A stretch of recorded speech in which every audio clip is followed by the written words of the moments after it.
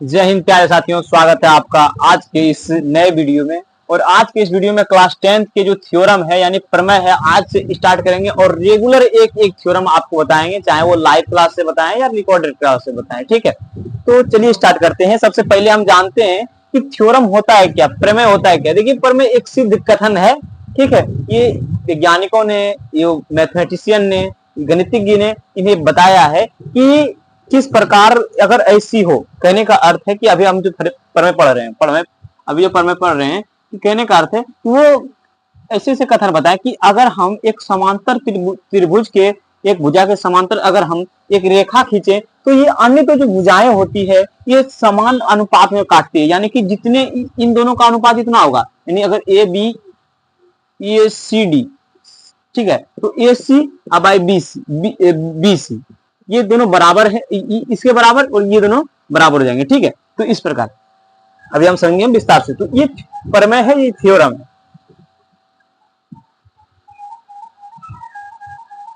तुम्हारे class 10th के पहले प्रमेय यानी त्रिभुज से स्टार्ट होते हैं। ठीक है, त्रिभुज हमारे पहले लेसन त्रिभुज ये प्रमेय के। ठीक है, हमारे क्लास 10th में कुल मिलाकर बहुत से सारे लेसन हैं। तो सबसे पहले लेसन है वास्तविक संख्या, फिर बहुपद है, बहुपद के बाद है दो चर के रेखीय समीकरण, और उसके बाद है द्विघात समीकरण, उसके बाद है ये समांतर श्रेणी। समांतर श्रेणी से के बाद ज्यामितियां स्टार्ट हो जाती है, ज्योमेट्री स्टार्ट हो जाती है। ज्योमेट्री में त्रिभुज है, एक लेसन त्रिभुज है, और त्रिभुज के ही पहले प्रमेय है थेल्स प्रमेय। जिन्होंने इस प्रमेय को दिए हैं उसका नाम था थेल्स। ठीक है, उसी के नाम पर पड़ गए थेल्स प्रमेय। अगर एग्जाम में पूछे जाए कि आप थेल्स प्रमेय लिखें, यानी कि थ्योरम 1, ठीक है, थेल्स थ्योरम या थेल्स प्रमेय, थेल्स प्रमेय यही है। इसका पहले हम पढ़ लेते क्वेश्चन क्या देंगे। वो क्वेश्चन देंगे, यानी कि हम जो वो क्वेश्चन देंगे हम लिखेंगे यहाँ पे साधारण प्रतिज्ञा, जिस प्रकार हमारे बुक में दिए हुए हैं, और बुक में देने के बाद भी वो प्रश्न देंगे। ठीक है, नहीं तो वो कह सकते भी हैं कि थेल्स प्रमेय लिखे, क्लास 10 के पहले थेल्स प्रमेय लिखे, तो आप अपने से भी बना सकते हैं। ठीक है, तो बहुत ही आसान है। अगर आप किताब उताब में देखे होंगे, नहीं समझ में आएगा तो कोई टेंशन लेने की बात नहीं, एक बार में समझ में आ जाएगी कि किस प्रकार क्या थ्योरम कह रही है। तो सबसे पहले कह रही है क्या वो देखेंगे, यानी कि जो आपको क्वेश्चन देंगे वहां पे साधारण प्रतिज्ञा, साधारण प्रतिज्ञा। ठीक है, कहने का अर्थ है कि हमारा थेल्स प्रमेय जो है, ये थेल्स प्रमेय कहती है कि यदि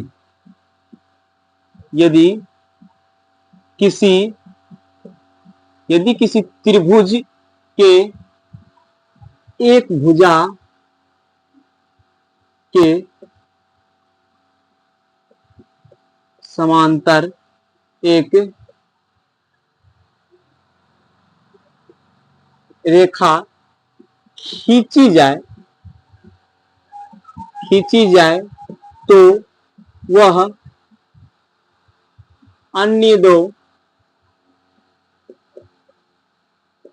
भुजाओं को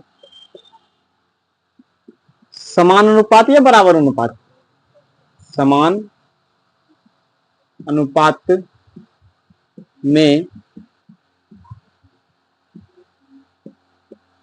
विभाजित करती है या समान अनुपात में काटती है। ठीक है, विभाजित करती है या काटती है, यही आपको क्वेश्चन मिलेगी। ठीक है, वहां पे जब आप पेपर देने जाएंगे, अगर थ्योरम वाली क्वेश्चन होगी, अगर यही थ्योरम देंगे तो इस प्रकार क्वेश्चन देंगे आपको, यदि किसी त्रिभुज के एक भुजाओं के समांतर एक रेखा खींची जाए तो वह अन्य दो भुजाएं, यानी कि अन्य दो भुजाएं, त्रिभुज में 3 भुजाएं होती है, तो अन्य दो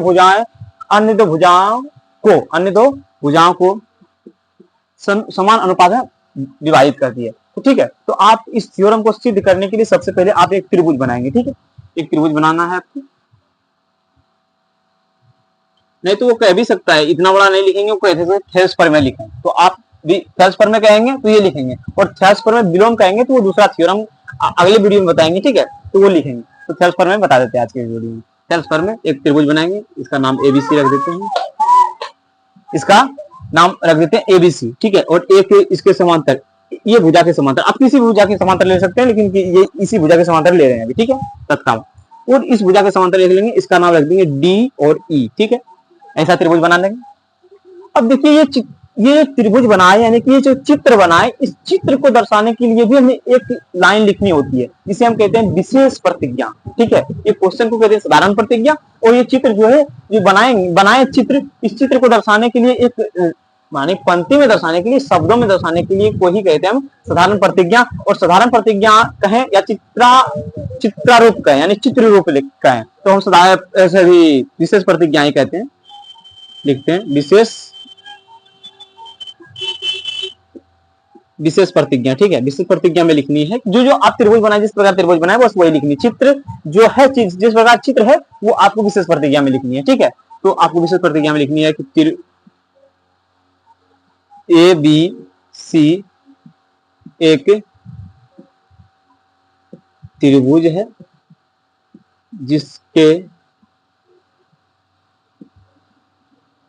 जिसके भुजा BC के समांतर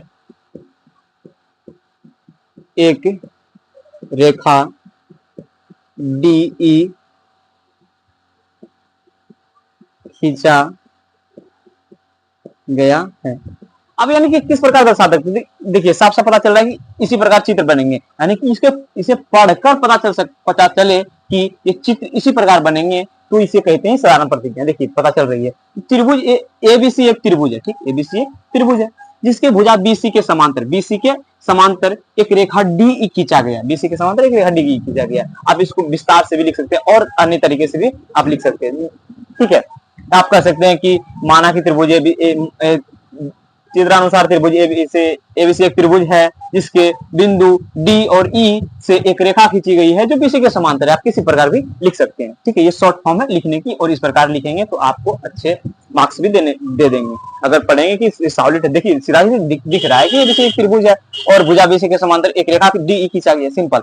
ठीक है, उसके बाद विशेष प्रतिज्ञा लिखने के बाद आपको लिखनी है क्या सिद्ध करनी है। तो आपको सीधा सीधे नहीं लग रहा है कि सिद्ध करने का कह रहा है कि इस ये बटे ये बराबर ये बटे ये, यानी कहने का अर्थ ये कह रहा है कि समझिए, कह रहा है यदि किसी त्रिभुज के एक भुजाओं के समांतर एक रेखा खींची जाए, यदि किसी त्रिभुज के भुजाओं के समांतर एक रेखा खींची जाए तो वह अन्य दो भुजाओं को समान अनुपात में बांटती है। कहने का अर्थ है कि ये दो भुजाओं को जो समान अनुपात में बांटती है, काटती है। तो ये कहना क्या चाह रहा है, सिद्ध करने क्या चाह रहा है, AD बाई DB और बराबर AE बाई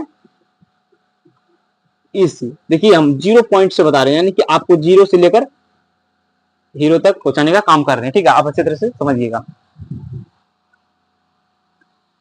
यानी कि ये तो कह रही है कि विभाजित कर रही है, तो ये कहने का अर्थ इसका यही है। ठीक है, उसके बाद देखिए विशेष प्रतिज्ञा, ये साधारण प्रतिज्ञा, ये विशेष प्रतिज्ञा, इतनी लिख देनी। उसके बाद आपको लिखनी है सिद्ध क्या करना है, तो सिद्ध यही करना है, तो यहाँ लिख देना है सिद्ध। ठीक है, सिद्ध आप सजा कर लिखिएगा, ये बोर्ड है तो हम क्या सजाएं इसमें, सिद्ध लिखनी है। सिद्ध लिखने के बाद लिखना है तो हमें, देखिए किताब में क्या लिखे हैं वो उसको छोड़ दीजिए, जो हम आपको यहाँ बता रहे हैं वो आप अच्छी तरह से देखिएगा। तो हमें सिद्ध करना है कि, ऐसे ऐसे करके से लिख दीजिए, तो हमें सिद्ध करना है, क्या सिद्ध करना है भैया, ये अगर नीचे जगह है तो आपको नीचे भी लिख दीजिए, नहीं यहाँ भी लिख दीजिए चलेगा। ठीक है, AD by DB equal to AE by EC, ये सिद्ध करनी है हमें। ठीक है, यहाँ तक आप अगर आपको समझ में आ गई होगी तो बहुत ही धन्यवाद आपको यहाँ तक समझने के लिए। ठीक है, उसके बाद अब क्या करनी है, अब हमको रचना करनी है, यानी कि और इसमें अगर इसे प्रमाणित करना है, इसे प्रूव्ड करना है, सिद्ध करना है, तो इसमें थोड़ा रचना रचनी होगी। देखिए हर एक थ्योरम में लगभग 11 से 12 थ्योरम है क्लास 10 में, हमें भी उतना मालूम नहीं कि कितने थ्योरम है, जितने भी थ्योरम में आप हर एक थ्योरम को आपको बताएंगे। ठीक है, तो ये जो त्रिभुज है, ये आज की जो थ्योरम है इसमें रचना भी लगेगी, बहुत सारे थ्योरम में रचना लगती भी नहीं है। ठीक है, लगभग 11 थ्योरम ही होंगे। तो यहाँ तक अगर आपको समझ में आ गई होगी तो आप नोट कर लीजिए या स्क्रीन शॉट मार लीजिए। ठीक है, ये बहुत ही अच्छी तरीके से आप सबको बता रहे हैं। ये त्रिभुज नहीं मिटाएंगे अभी, तो यही त्रिभुज की खिला है, इसको थोड़ा हटा के साइड में कर देते हैं, आपकी साइड में लिख देंगे।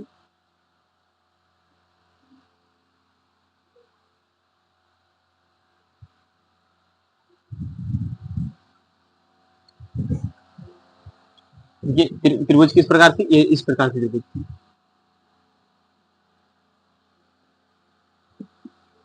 ABC D और E। अब देखिए यहाँ पे रचना लिखनी है, रचना लिखनी है, और रचना में क्या लिखनी है कि बिंदु D से, देखिए हम रचना ऐसे करेंगे और उसके बाद लिखेंगे। उससे पहले रचना कर लेते हैं। बिंदु D से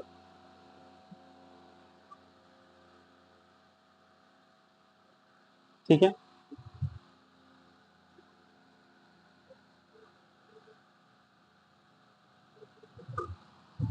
ठीक है, आप समझ गए अच्छी तरह से कि किस प्रकार यहाँ पे रचना की गई। बस ये रचना की गई, इसको हम एक को M मान लेंगे और इसको N मान लेंगे, ठीक है, बस सिंपल।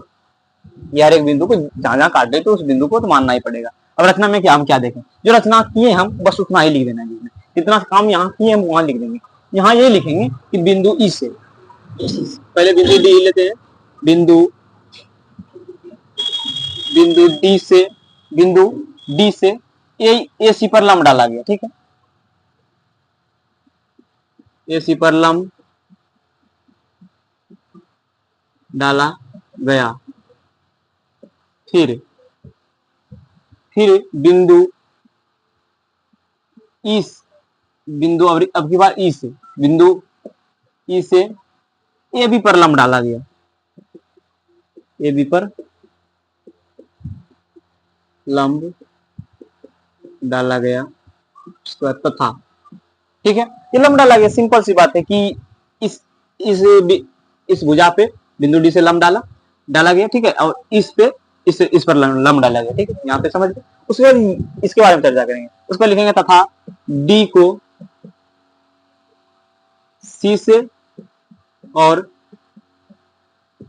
बी को ई से, बी को ई से मिलाएगा। सिंपल ये रचना है, रचना जो की है वही लिख दी, ठीक है। उसके बाद अब हम इसको प्रमाणित करेंगे। अब यहाँ देखिए, अभी पहले किए साधारण प्रतिज्ञा, साधारण प्रतिज्ञा आपको क्वेश्चन में भी दिए होंगे। उसके बाद आपको लिखनी है विशेष प्रतिज्ञा, विशेष प्रतिज्ञा लिखने के बाद आपको लिखनी है सिद्ध क्या करनी है। सिद्ध क्या करनी है तो आप पहले ही लिखे थे क्या, A D by D V equal to A E by E C, यही लिखे थे। तो सिद्ध यही तो करनी है हमें, प्रूव्ड, प्रूव्ड यानी कि यही हमें सिद्ध करनी है। तो ये सिद्ध वहां लिखनी है, मिटा दिए जो, ठीक है। तो ये रचना कर दी। उसके बाद अब परमाणु शुरू होती है, ठीक है, यह परमाणु शुरू होती है। अब हम परमाणु करेंगे, ठीक है। अगर इतना तक अभी आपको समझ में आएंगे तो एक बार आप पढ़ लीजिए इसको।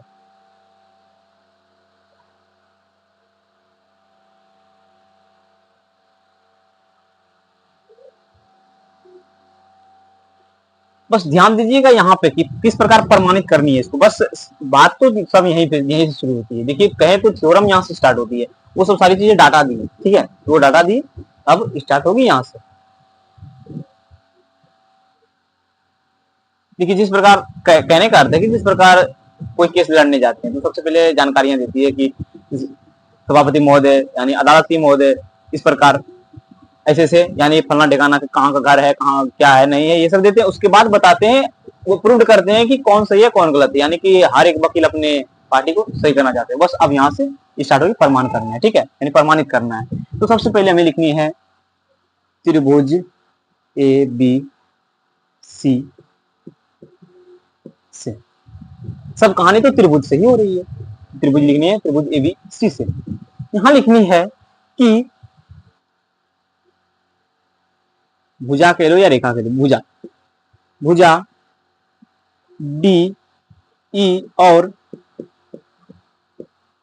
भुजा डी ई और बी सी के बीच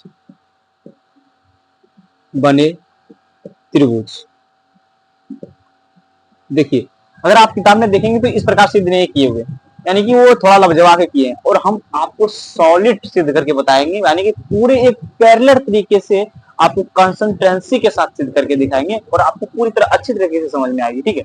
यहाँ लिखना है भुजा डी ई और बी सी के बीच बने त्रिभुज। कौन कौन से त्रिभुज बन रहे हैं, तो ये त्रिभुज लेंगे, ये त्रिभुज लेंगे और एक बार फिर ये त्रिभुज लेंगे, ठीक है, ये त्रिभुज नहीं लेंगे।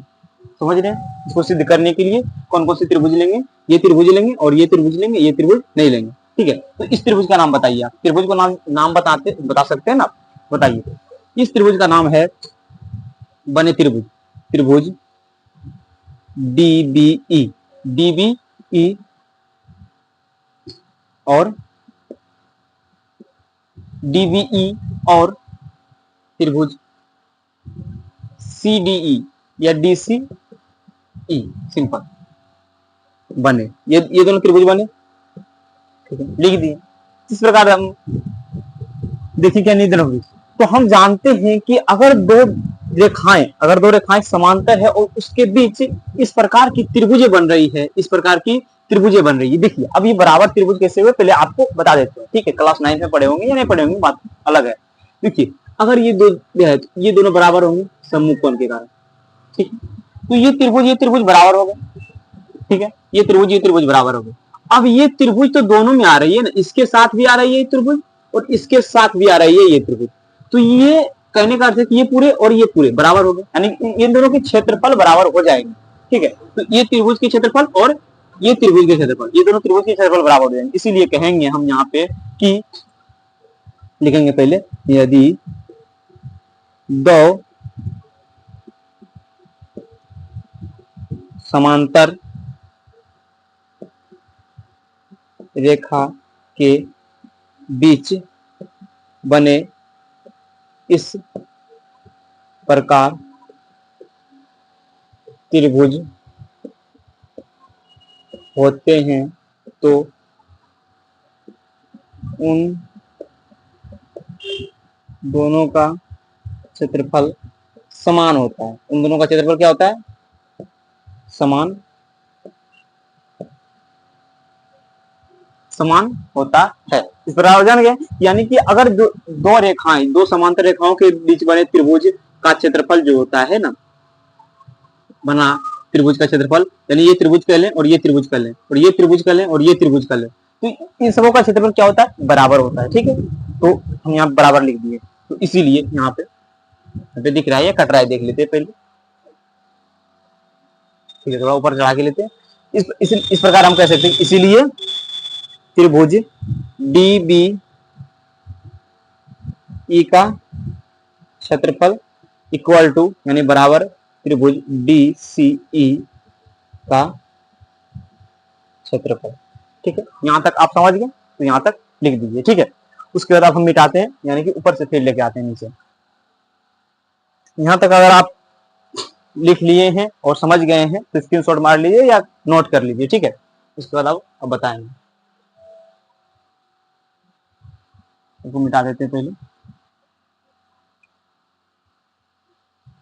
हम यहां तक पहुंचे हैं। ठीक है, यहां तक पहुंचे हैं।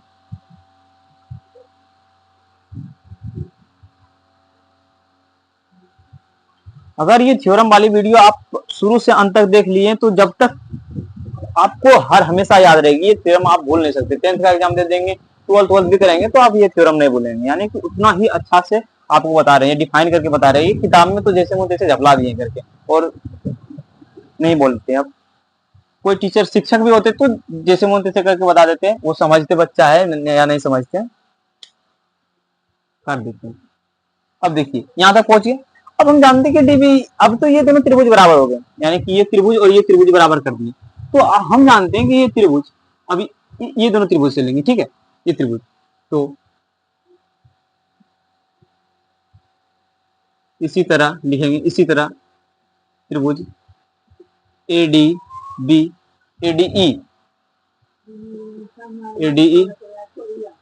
ADE का क्षेत्रफल बराबर त्रिभुज ADE का क्षेत्रफल, यानी कि जो सेम है त्रिभुज, वही त्रिभुज को बार बार कह रहे हैं, तो ये दोनों त्रिभुज बराबर होंगे, ये आप जानते हैं। ठीक है, यहां तक समझ गए, यानी कि ADE यानी कि 2 बार ये होंगे तो बराबर तो होंगे ही, और ये बराबर हो गए। तो ये दोनों बराबर हो गए, तो आप कहना चाह रहे हैं, हम कहना चाह रहे हैं कि अगर 5 बराबर 5, ठीक, और 4 बराबर 4, ये आप समझ रहे हैं, यहां से समझ रहे हैं, आपको यहां से समझ में आ रही है कि 5 बराबर 5, 4 बराबर 4, तो ये 5/4 यानी कि इसका बटे कर देंगे और इसका बटे कर देंगे, बराबर होगी या नहीं होगी? हाँ, बराबर होगी भैया। तो उसी प्रकार हम कर सकते हैं ना तो लिखेंगे यहाँ तो, ठीक है, तो लिखेंगे। उसके बाद यहाँ पे लिखेंगे त्रिभुज ADE का क्षेत्रफल बटे त्रिभुज DBE का क्षेत्रफल, त्रिभुज DB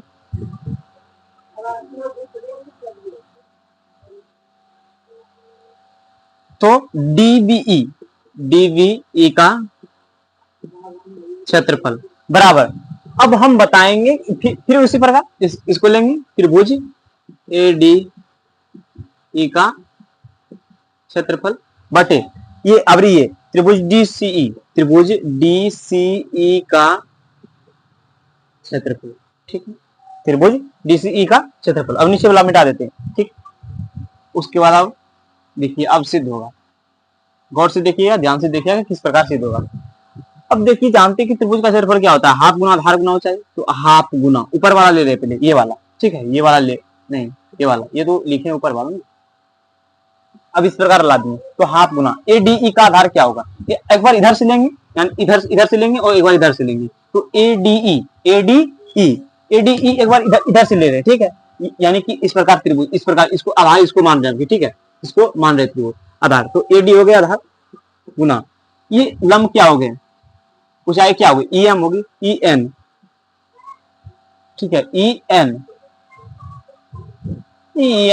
जो भी है, EM ऊंचाई होगी, ठीक है। अब हम इसका भी होगा हाफ गुना DBE तो इसका क्या होगी, आधार इसका E हो गया, यानी DB हो गया, तो DB। उसके बाद अब इसका ऊंचाई क्या हुआ, देखिए यहां से यहां तक की जो ऊंचाई है और जितना इस त्रिभुज की ऊंचाई है उतना भी इस त्रिभुज की ऊंचाई होगी, ठीक है, क्योंकि देखिए यहां से भी एक त्रिभुज बन रही है, देखिए यहाँ पे त्रिभुज बन रही है, तो ये ऊंचाई बराबर ये ऊंचाई, इसकी ऊंचाई बराबर उसकी ऊंचाई, तो ये ऊंचाई हो गई, ठीक है। तो त्रिभुज ME यानी EM कहें या ME कहें, ठीक है।